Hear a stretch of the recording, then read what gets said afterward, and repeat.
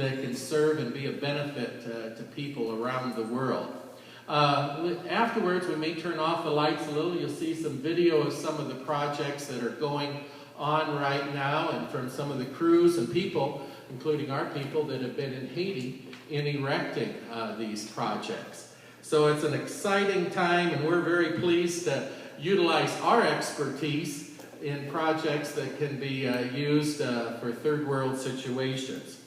Again, welcome. It's now my privilege to introduce Bill Northey, a grain farmer from Spirit Lake, Iowa, now serving his second term as Secretary of Agriculture.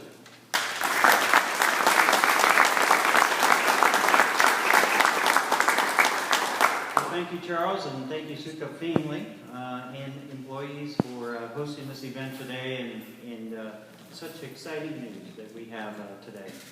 As we all came in here, we saw crops, and we saw our crops, this year's crops, getting rooted just like this project is rooted in starting a really significant event. An event that started with the Iowa Soybean Association and the Iowa Food and Family Project.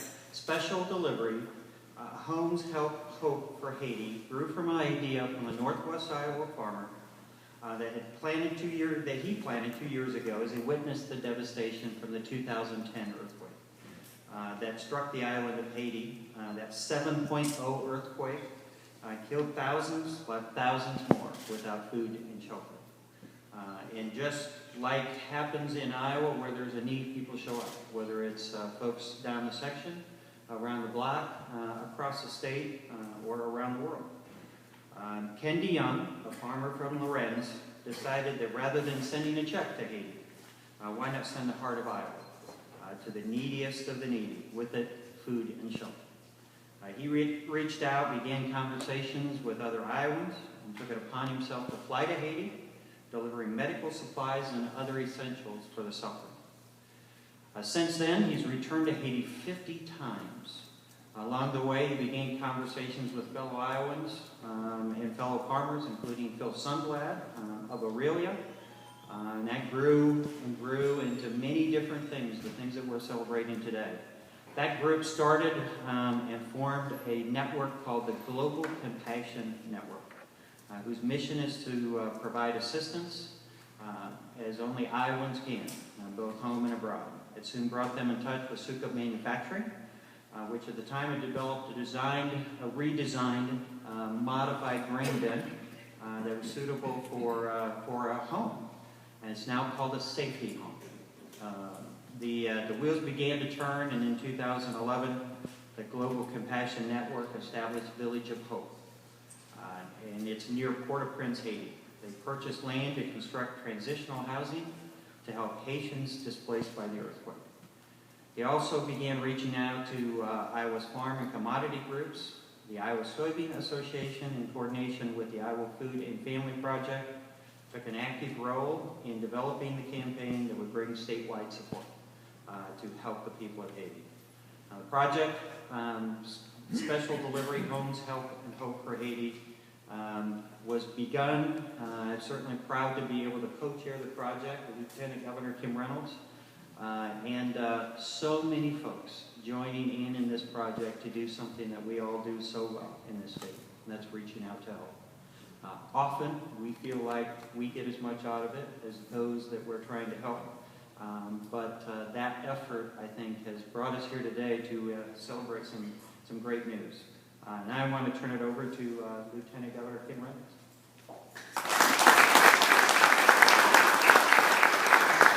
Thank you, Secretary Northey, and good morning, and thank you all for being here. You know, it seems like just yesterday that Bill and I had the honor of standing next to Governor Branstad, as well as representatives from Suka Manufacturing, Mills from the Heartland, Global Compassion Network, the Soybean Association, and more than 30 guests to launch the announcement of the Special Delivery campaign.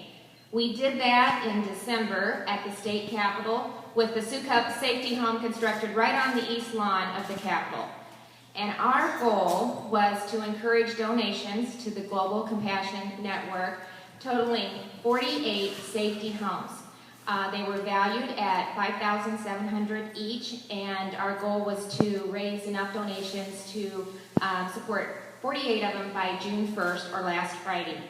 In addition to that, the Iowa Soybean Association announced in December that they were going to donate $1,000 for each home, or per home, up to 48, towards the purchase of soy-based meals from the heartland.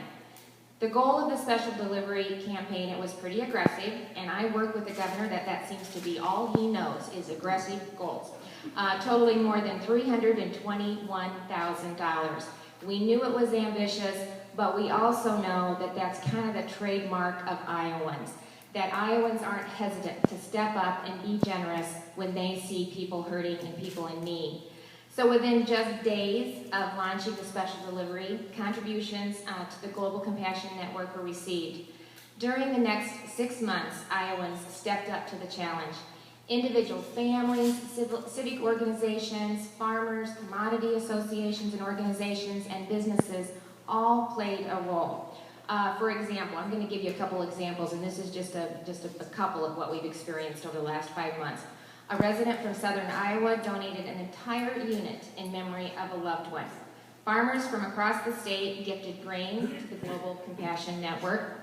Churches, including a 34-family congregation of Maxburg United Methodist Church, donated a significant amount in the early days of the campaign to help get it going and to help build momentum. The Palo Alto County Farm Bureau donated a safety home, and then they kind of encouraged or challenged maybe other county farm bureaus to do the same. And the end result of that challenge was the donation of 9 safety homes.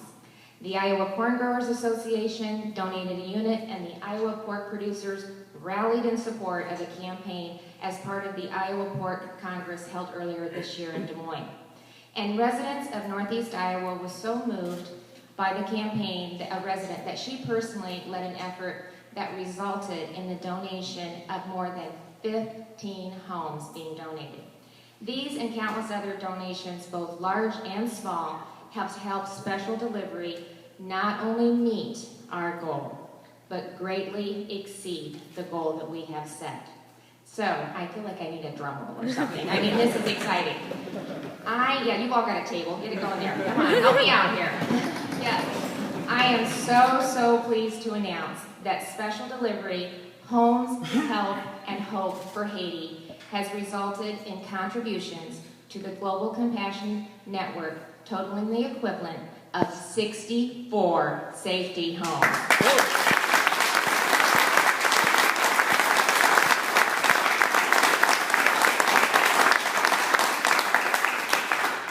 The value of these contributions totaled $365,000.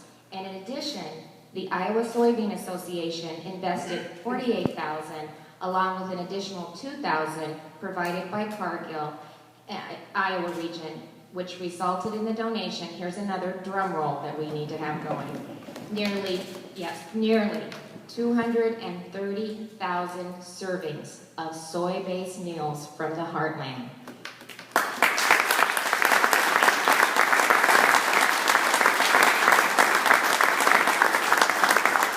The meals packaged by more than 1,200 FFA. We've got some of you being represented here, so thank you for doing that, at the April State Leadership Conference. And they are currently on their way to Haiti via a convoy of hope. So the combined donation of safety, homes, and meals from the Heartland result in a special delivery campaign total of $415,000, an investment that will directly benefit Haitians and the Global Compassion Network's Village of Hope. I think Bill said it best. I'm so proud to have the opportunity to co-chair with him, but we get way more out of it than we do being a part of it. It reiterates what Iowans do day in and day out. I'm so proud to be representing this state, and so proud of Iowans and how they step up and meet the cause. So it was a wonderful project. I'm proud of it, and now it's really my honor. I said it's kind of God's work, and the gentleman that got this started is Ken DeYoung, co-founder of Global Compassion Network, and I'd like to ask him to come to the podium and share some thoughts.